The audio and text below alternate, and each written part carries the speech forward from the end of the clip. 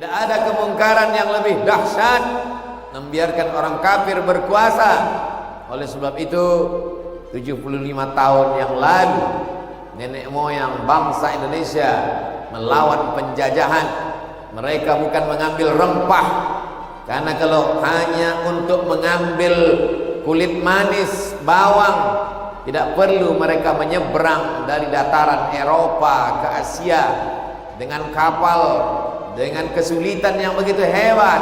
Apa sebenarnya yang memotivasi mereka datang ke negeri ini? Jawabannya mesti dicari oleh anak-anak muda generasi ini. Dikatakan mereka datang hanya untuk mengambil bumbu, mengambil rempah. Tidak masuk akal. Ada hal lain yang ingin mereka lakukan. Maka bangkitlah para ulama, pondok pesantren beserta santri-santrinya. Mufti Syekh Ahmad Zaini Dahlan dari Makkah Al-Mukarramah, dari Al-Masjidil Haram, menulis fatwa halal darah penjajah kafir laknatullah, halal mereka dibunuh, dan siapa yang memerangi mereka maka dia mati sebagai syahid. Bergejolak perlawanan di Nusantara dari Sabang sampai Papua, maka mereka yang terbunuh mereka bangga, mereka mati sebagai syahid. Yang dijanjikan Allah Ta'ala tidak merasakan sakratul maut, tidak merasakan azab kubur, tidak merasakan hisab, masuk langsung ke dalam surga.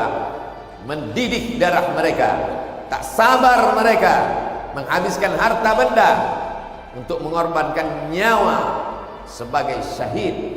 Karena darah syuhada itulah kita merdeka. Oleh sebab itu dikatakan dalam preambul pembukaan Undang-Undang Dasar 1945, atas berkat rahmat Allah dan keinginan luhur bangsa Indonesia, maka dengan ini bangsa Indonesia menyatakan kemerdekaannya. Kita merdeka bukan karena bambu runcing, kita merdeka bukan karena tank dan senapan, kita merdeka atas rahmat Allah yang dijemput dengan darah syuhada, rahmat Allah yang dijemput dengan pengorbanan. Maka dipilihlah hari paling mulia, hari Jumat, bulan paling mulia, bulan Ramadan, tanggal yang sesuai dengan jumlah rakaat salat orang muslim beriman kepada Allah, 17 Agustus 1945. Bukan tanggal biasa, bukan hari biasa. Tanggalnya adalah tanggal jumlah rakaat muslim bersimpuh sujud di hadapan Allah. Harinya 17 Agustus 1945 itu hari Jumat. Bulannya satu-satunya bulan yang disebut dalam Al-Quran, Syahrul Ramadan alladzi unzila fihi Al-Quran. Generasi ini jangan pernah melupakan. Oleh sebab itu 17 Agustus adalah hari perlawanan, hari syahid, hari dipersaksikannya nyawa orang beriman di hadapan Allah Subhanahu wa ta'ala. Jangan sampai generasi bangsa ini melupakan, menganggap ini remeh-temeh. Hari ini orang membenturkan, siapa yang berteriak Allahu Akbar berarti anti kebangsaan, siapa yang berteriak Allahu Akbar berarti anti kebinekaan. Mereka dulu yang berteriak Allahu Akbar lah yang paling cinta bangsa Indonesia. Mereka dulu yang berteriak Allahu Akbar lah yang paling menghormati kebinekaan. Mengapa hari ini dibenturkan antara kebinekaan dengan teriakan Allahu Akbar? Oleh sebab itu sejarah mesti diluruskan. Jangan mau dibenturkan, jangan mau diadu domba, karena perbuatan adu domba hanya perbuatan Belanda dan setan. Oleh sebab itu hari ini bangsa ini sedang memuliakan para syuhadanya. Mereka memejamkan mata, mengirimkan Al-Fatihah, man ahsana ilaikum, siapa yang berbuat baik kepada kamu fakafi'uhu, balas. Hari ini kita sedang dipertontonkan dengan teriakan para syuhada dari mulai Surabaya sampai ke Papua, sampai ke Sumatera, dari timur hingga ke barat.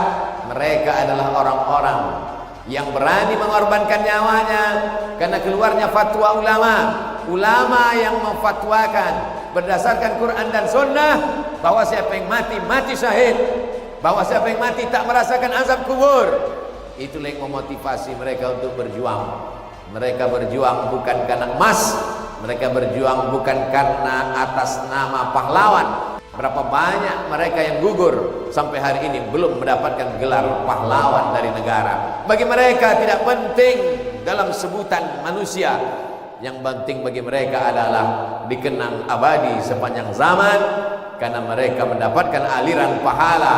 Karena bagi mereka tak ada makna amal kalau tidak karena Allah Subhanahu wa ta'ala. Mereka digelar sebagai syuhada. Syuhada bermakna syahid.